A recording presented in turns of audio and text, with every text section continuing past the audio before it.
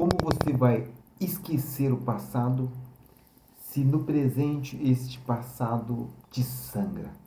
Não é? Vamos supor que você tenha perdido um pedacinho do teu dedo aí. E aí essa situação te doa, não é? Ali aquela ausência, aquela vacância. E aí a pessoa vem e diz, esqueça o passado, coloque uma pedra, perdoe, e etc, etc. Em muitos casos, estas sugestões são muito paliativas, inócuas e vazias e inúteis, né? Porque você simplesmente vai tentar colocar em prática e aquilo não ajuda em nada, não serve para nada. Você não consegue fazer uso daquele tipo de sugestão. Era exatamente o que acontecia comigo, não é? Eu entrava em determinados assuntos, em determinados temas, e eu ficava preso ali, patinando ali, repetindo ali. Como muita gente, às vezes eu estava ouvindo um sujeito dizer que ele é traumatizado, ele é complexado, ele é deprimido, por quê? Porque quando ele era criança, um professor deixou ele de fora de uma brincadeira. O sujeito tem em torno de 75, 78 anos e tem essa coisa, essa mágoa, essa raiva. E às vezes uma situação se junta a outra, aí ele parou determinado curso, aí ele perdeu determinada promoção, aí ele teve determinado prejuízo, ele vai atribuindo tudo isso àquele determinado problema que ele considera ser a causa, né, do trauma e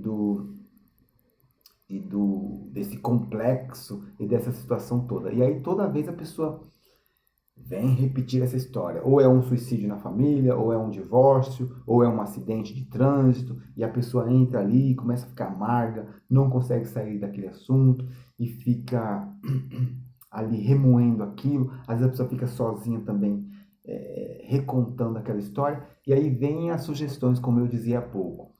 Esqueça, perdoe, deixe o passado no passado, pare de viver no passado, o passado não existe, essa coisa toda. E em muitos casos isso não ajuda em nada, pelo menos no meu caso não ajudava em praticamente nada. Porém, entretanto, contudo, não obstante, um dia desse, alguns dias atrás aí, acho que algumas semanas talvez, né? Eu saí com minha filha, fomos passear. E a gente passeou, conversamos sobre futebol, sobre escola, sobre as amizades dela, sobre as escolhas, né, que ela precisa fazer aí nos caminhos dos estudos e etc., nas escolhas da profissão, essa coisa toda. E depois, quando eu cheguei em casa, não é, eu fui dar uma recapitulada naquele dia e eu percebi uma coisa maravilhosa. Eu não tinha remoído nenhuma vez as histórias que eu contava para ela. Toda vez que minha filha entrava no carro ou entrava em casa, eu já ia contando para ela as mesmas histórias. Que o papai tá magoado com isso, que foi assim, que foi aquilo, que bababá, e eu começava. E ela tentava sair daquela história e eu não conseguia mudar de assunto, não é? E eu ficava inflamado ali. E com outras pessoas também, não é? Eu entrava na conversa e daqui a pouco, por algum motivo, caía naquele assunto. Entrava naquele assunto que eu achava que era o meu fator desfechante, né? Facteur déclenchant, eles falam em francês. E aí eu começava a remoer aquilo e contar aquilo. E eu percebi neste dia, depois de entregar minha filha e de estar em casa, que eu não tinha tocado nos assuntos que antes me tomavam a mente os sentimentos. Por que que isso aconteceu, esse milagre maravilhoso? Essa mudança interessantíssima, não é? Inclusive com os colegas, como eu costumo dizer, como eu acabei de dizer aqui, né? Acontecia isso também com outras pessoas.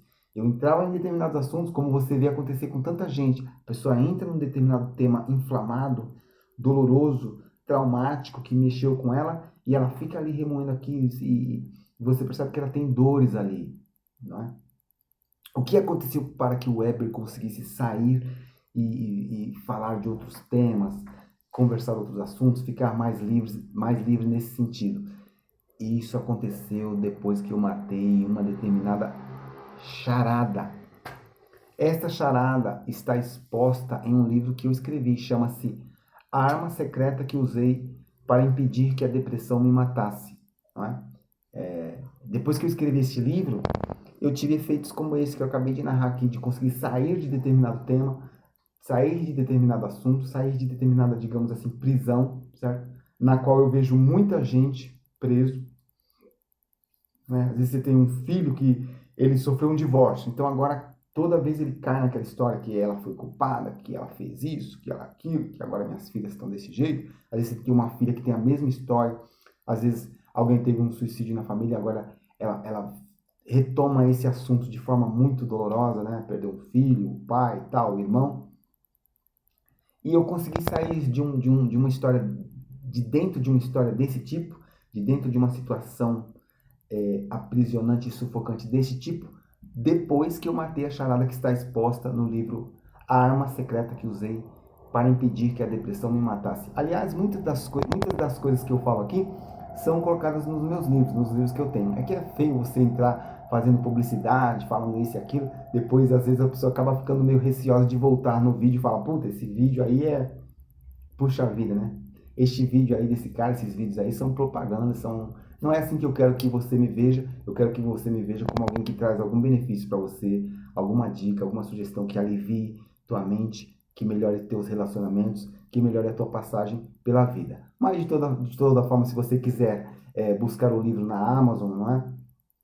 E adquirir um exemplar, para que você tenha acesso a esse conteúdo, não é proibido, não é ruim, pelo contrário, eu fico muito agradecido.